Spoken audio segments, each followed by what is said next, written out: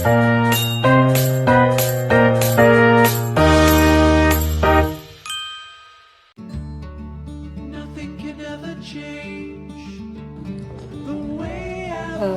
masa pemerintahan Orde Baru, arah kebijakan agraria mengalami transformasi fundamental yang membawa implikasi luas bagi struktur penguasaan tanah di Indonesia. Sebelum era ini, konsep reforma agraria menjadi fokus utama negara, terutama berkaitan dengan upaya pemerataan kepemilikan lahan, peningkatan kesejahteraan petani, serta penguatan hak masyarakat adat dan komunitas lokal. Namun, memasuki periode Orde Baru, proses ini kebijakan tersebut bergeser secara drastis. Pemerintah mengarahkan perhatian pada agenda pembangunan ekonomi yang sangat menitik beratkan pada industrialisasi, modernisasi sektor pertanian dan menciptakan iklim yang kondusif bagi investasi dalam skala besar.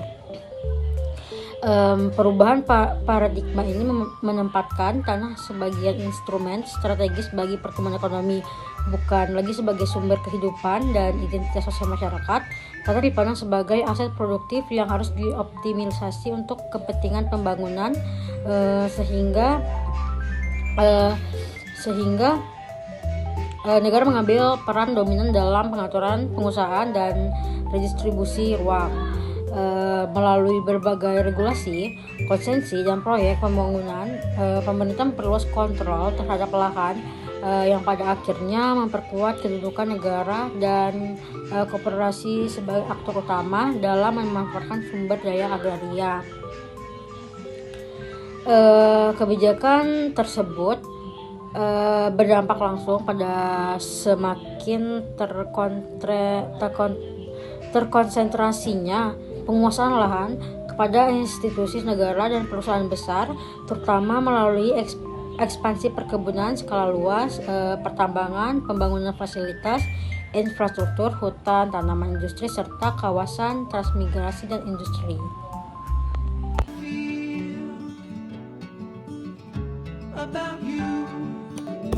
Baik, saya akan menjelaskan tentang teori yang kami gunakan dalam penulisan ini. Kami menggunakan dua teori. Teori yang pertama adalah teori modernisasi agraria atau agraria development theory, yang menjadi salah satu teori yang kami gunakan. Teori ini berasal dari paradigma modernisasi dalam pembangunan nasional yang melihat sektor pertanian sebagai harapan negara menuju ekonomi modern. Hal ini menekankan pentingnya benih unggul, pupuk kimia, pestisida, irigasi teknis, dan mekanisasi, serta peran penyuluh dalam mengarahkan petani agar berorientasi pada pasar. Namun teori modernisasi ini juga dinilai kurang karena sering mengabaikan struktur kepemilikan tanah atau ketimpangan akses terhadap sumber daya.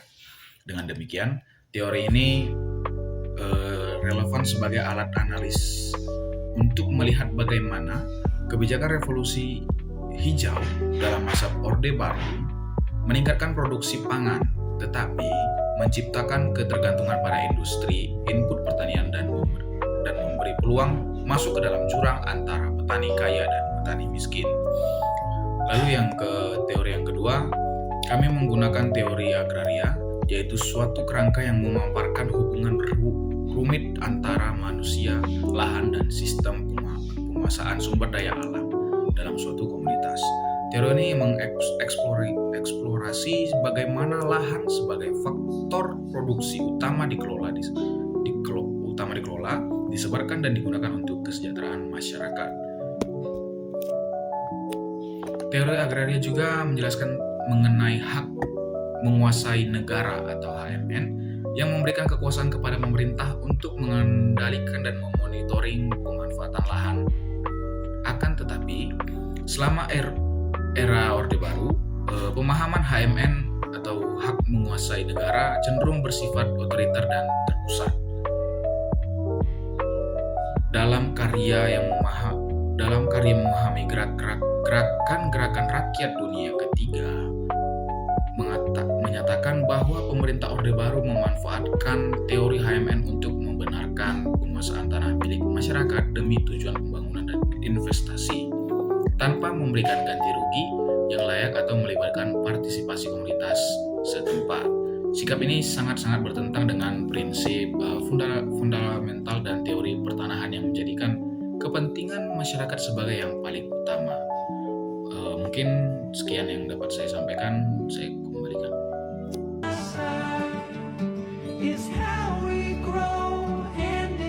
Masuk pada bagian kebijakan agraria pada masa Orde Baru.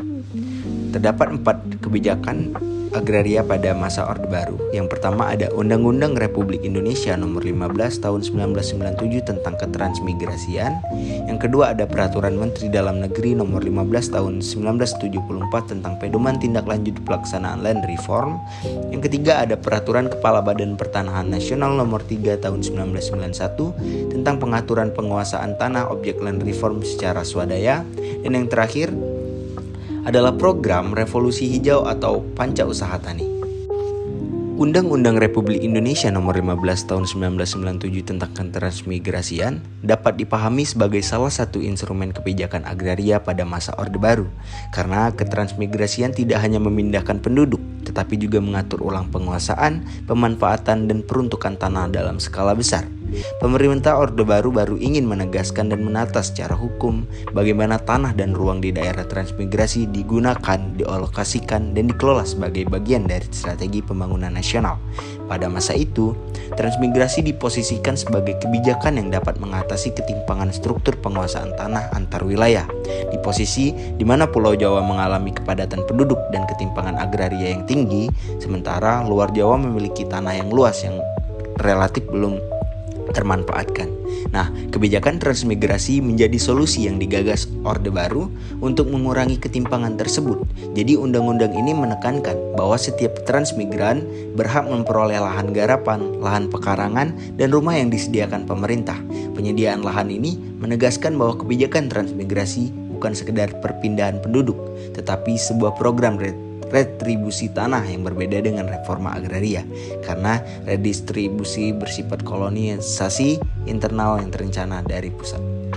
Yang kedua ada Peraturan Menteri Dalam Negeri Nomor 15 Tahun 1974 tentang Pedoman Tindak Lanjut Pelaksanaan Land Reform.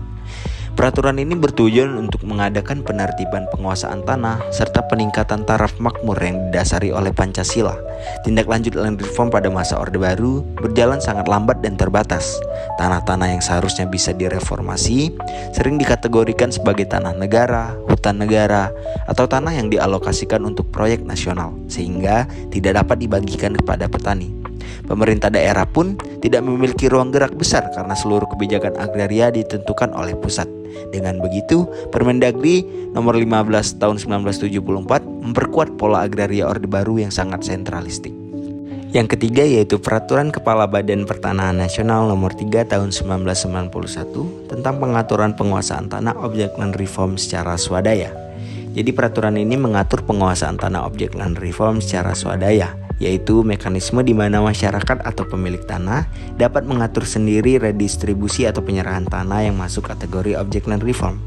Yang seharusnya kebijakan ini memberikan peluang bagi masyarakat untuk berperan aktif dalam reform, tetapi dalam praktiknya peraturan ini justru memperlihatkan bagaimana pemerintah Orde Baru menggeser reform dari program negara menjadi proses administratif dan swadaya yang tidak mengubah struktur penguasaan tanah secara signifikan. Oleh karena itu, land reform tidak lagi didorong sebagai program negara, di mana redistribusi tanah terjadi atas kesadaran atau inisiatif para pemilik tanah itu sendiri, bukan melalui kebijakan tegas dari pemerintah. Nah, melalui peraturan ini, pemerintah memberikan kerangka bahwa tanah-tanah yang melebihi batas maksimum atau tanah absente, yaitu pemilik tanah tinggal di luar daerah, ini bisa diserahkan secara swadaya kepada petani atau masyarakat setempat. Namun pada masa Orde Baru, land reform ini hanya bersifat sebagai proses swadaya. Padahal pada masa Orde Lama, land reform ini bersifat wajib dan dipaksakan oleh negara demi keadilan sosial. Selanjutnya, program yang dijalankan rezim Orde Baru yang telah menggeser pertanian tradisional ke pertanian modern, yaitu Revolusi Hijau atau Panca Usaha Tani. Di Indonesia, Revolusi Hijau merupakan upaya pemerintah untuk meningkatkan pembangunan ekonomi dan ketahanan pangan. Nah, Revolusi Hijau masuk ke Indonesia pada masa Orde Baru dalam program pembangunan pedesaan. Tujuannya untuk meningkatkan hasil produksi pertanian guna meningkatkan produksi pangan khususnya beras yang diharapkan dengan maksimalnya hasil panen para petani bisa lebih sejahtera. Nah, penerapan revolusi hijau menjadikan hasil produksi semakin meningkat, bahkan sempat mengalami swasembada pangan. Pertanian modern ini ditandai dengan penggunaan alat-alat pertanian yang sudah termodernisasi, seperti penggunaan bibit unggul, penggunaan irigasi, penggunaan mesin-mesin, penggunaan pupuk maupun penggunaan obat pemberantas hama. Beberapa hal yang dirasakan oleh petani dengan diterapkannya revolusi hijau yaitu memudahkan masyarakat membeli bibit dan pupuk, bahkan pinjaman modal dengan pembayaran setelah panen di korupsi unit desa.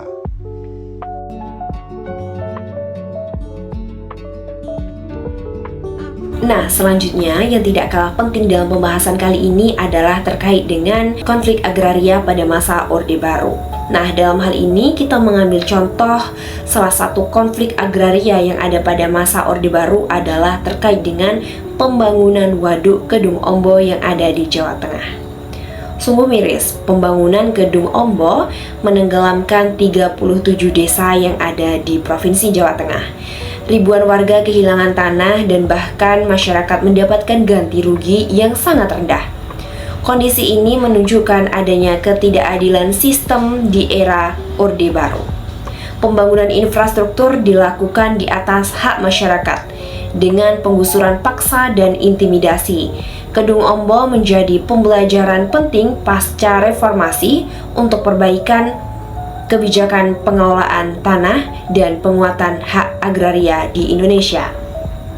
Nah, tujuan awal dari pembangunan Waduk Kedung Ombo sebenarnya adalah untuk membangun PLTA guna memenuhi kebutuhan publik, seperti sebagai sumber irigasi sawah yang dimiliki oleh masyarakat setempat.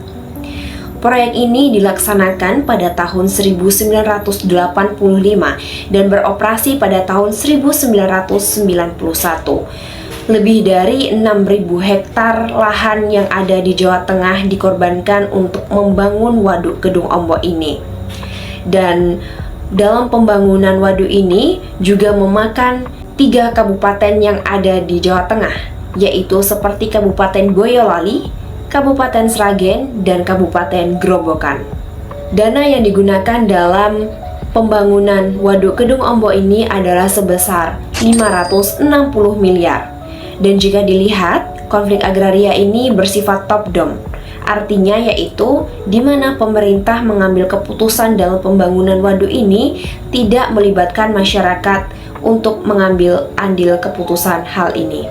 Dan selanjutnya, dengan adanya pembangunan Waduk Kedung Ombo ini memunculkan banyak akibat ataupun dampak yang dirasakan oleh masyarakat yang ada di Jawa Tengah.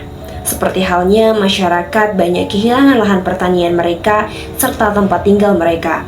Kemudian, bentuk ganti rugi yang diberikan oleh pemerintah kepada masyarakat dinilai tidak sesuai, sehingga masyarakat banyak kehilangan pekerjaan atau mata pencaharian mereka, dan masyarakat banyak yang ditransmigrasikan ke pulau-pulau yang ada di Indonesia, salah satunya yaitu Pulau Sumatera di Bengkulu. Artinya, dengan hal ini dapat kita lihat bahwa konflik ini menjadi contoh bentuk ketidakadilan agraria pada masa Orde Baru, dengan tanpa adanya partisipasi masyarakat dalam pengambilan keputusan.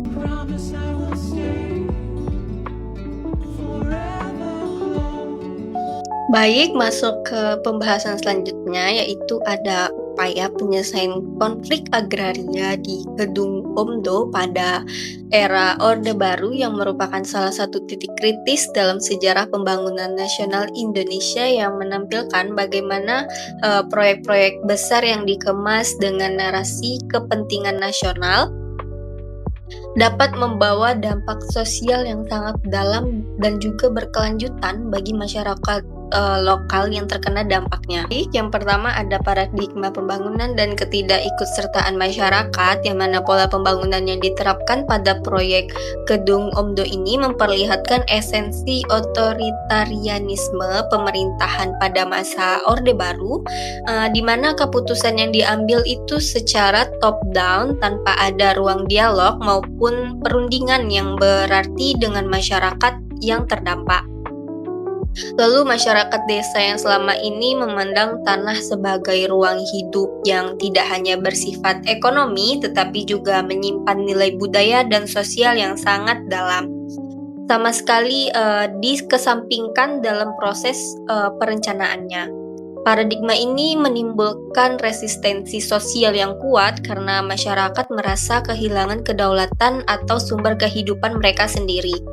Maka penyelesaian jangka panjang harus dimulai dengan perubahan radikal paradigma pembangunan dan teknokratis menjadi demokratis dan partisipatif. Konsultasi publik yang mendalam dan prinsip free, prior, dan informed consent atau FPIC harus menjadi standar dalam proyek pembangunan sehingga setiap kebijakan yang menyangkut sumber daya agraria tidak lagi bersifat sepihak dan merugikan masyarakat lokal.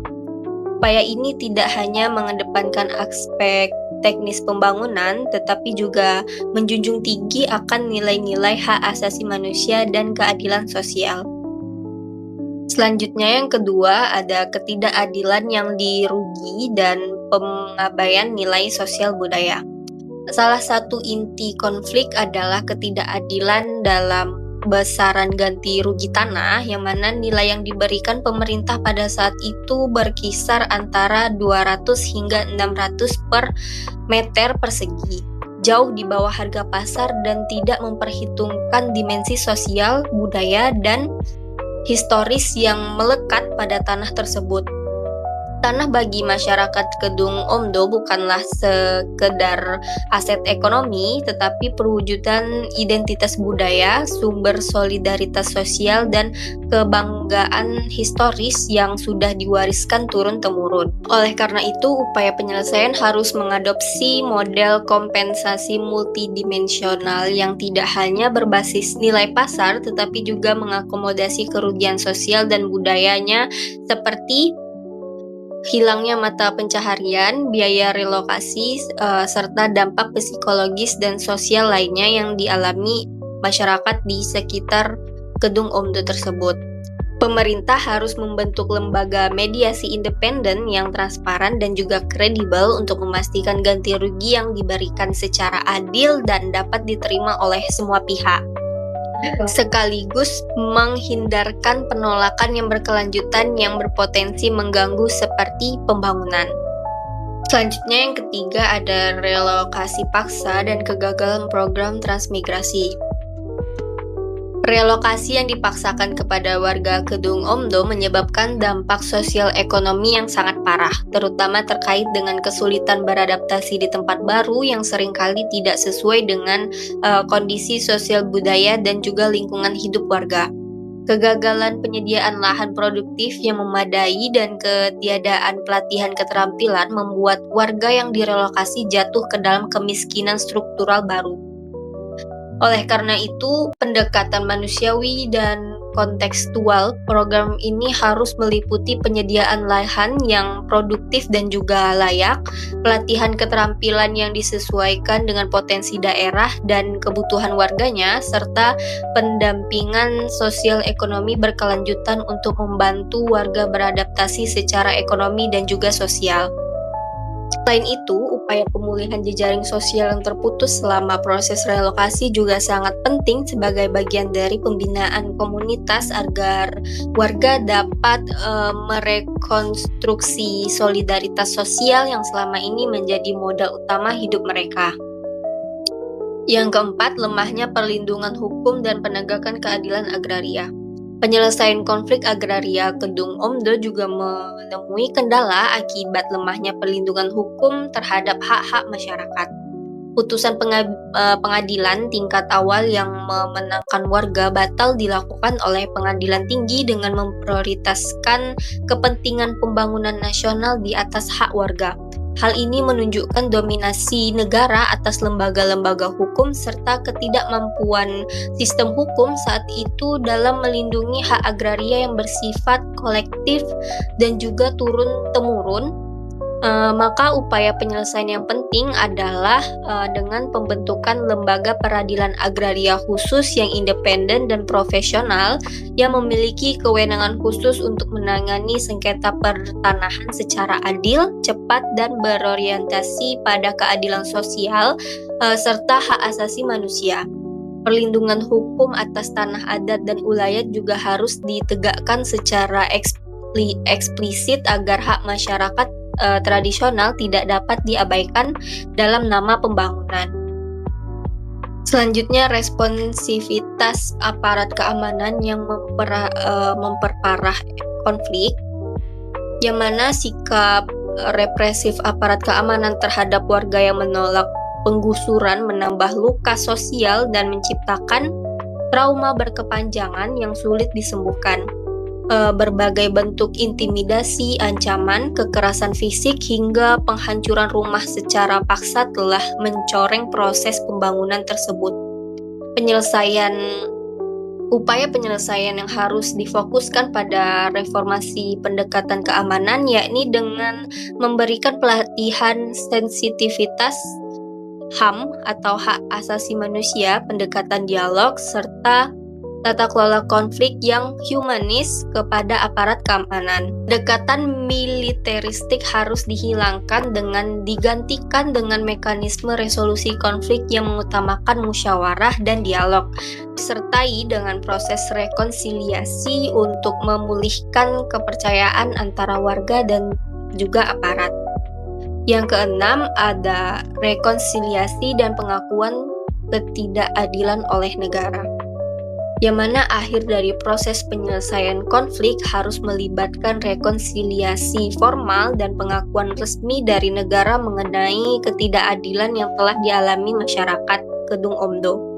Pengakuan ini penting tidak hanya sebagai kompensasi simbolik, tetapi juga sebagai pemulihan martabat dan integrasi sejarah masyarakat dalam narasi nasional agar pembelajaran kolektif dapat dilakukan dan tragedi serupa tidak terulang kembali. Langkah-langkah rekonsiliasi juga meliputi pemulihan hak atas tanah, pelibatan masyarakat dalam proses pemulihan sosial, serta program kompensasi yang bermakna. Dengan demikian, penyelesaian konflik agraria Kedung Omdo hendaknya dilakukan secara komprehensif, multidimensional, dan partisipatif. Pendekatan yang menggabungkan aspek sosial, ekonomi, hukum, dan juga budaya maupun politik akan mengedepankan dialog dan pemberdayaan masyarakat menjadi kunci utama agar konflik demikian tidak berulang dan warga yang terdampak mendapat keadilan yang sesungguhnya. Pendekatan represif harus dihindari, diganti dengan mekanisme penyelesaian yang melindungi hak asasi manusia, memperkuat hukum agraria, dan menjamin kesejahteraan masyarakat lokal secara menyeluruh. Baik, kesimpulan dari materi kami, tata kelola agraria pada masa Orde Baru menunjukkan perubahan arah yang sangat mendasar. Dibandingkan gagasan awal reforma agraria yang berlandaskan prinsip keadilan sosial, pada periode ini fokus kebijakan beralih menuju paradigma developmentalisme, yaitu pendekatan pembangunan yang mengutamakan pertumbuhan ekonomi, perluasan investasi, dan modernisasi infrastruktur sebagai indikator utama keberhasilan negara. Dalam kerangka tersebut, tanah tidak lagi dipandang sebagai hak dasar rakyat, melainkan sebagai sumber daya strategis yang harus dimobilisasi untuk kepentingan pembangunan nasional. Perubahan paradigma ini dijalankan oleh sistem pengelolaan yang sangat sentralistik dan top down, di mana keputusan terkait penguasaan serta pemanfaatan didominasi oleh pemerintah pusat. Partisipasi masyarakat, terutama kelompok-kelompok yang secara langsung bergantung kepada tanah seperti petani kecil dan masyarakat adat, semakin terpinggirkan. Pendekatan ini tampak jelas dalam berbagai proyek pembangunan berskala besar. Salah satu yang paling sering dijadikan contoh ialah kasus Waduk Kedung Ombo. Dalam proyek tersebut, masyarakat menghadapi penggusuran dan relokasi tanpa keterlibatan yang mengadili dalam proses perencanaan, serta tanpa jaminan pemulihan hak yang profesional. Kasus tersebut kemudian menjadi simbol bagaimana pembangunan Orde Baru seringkali dijalankan dengan mengorbankan kepentingan rakyat kecil. Kondisi tersebut menyebabkan konflik agraria tersebut berlangsung dan bahkan meningkatkan sepanjang masa Orde Baru. Konflik muncul karena tumpang tindih hak guna lahan, penetapan kawasan secara sepihak, serta ekspansi konsesi perusahaan yang seringkali tidak disertai proses konsultasi maupun penghormatan terhadap hak-hak masyarakat lokal. Model penyelesaian konflik yang diterapkan pemerintah pada masa itu cenderung berorientasi pada stabilitas politik dan keamanan, bukan pada penyelesaian substansi ketidakadilan agraris itu sendiri. Akibatnya banyak konflik hanya diredam sementara tanpa pernah menyentuh akar persoalan yang lebih mendalam lagi. Nothing can ever change the way I feel about you.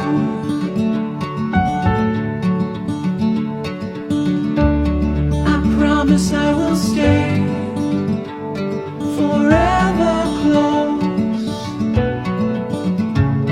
to you.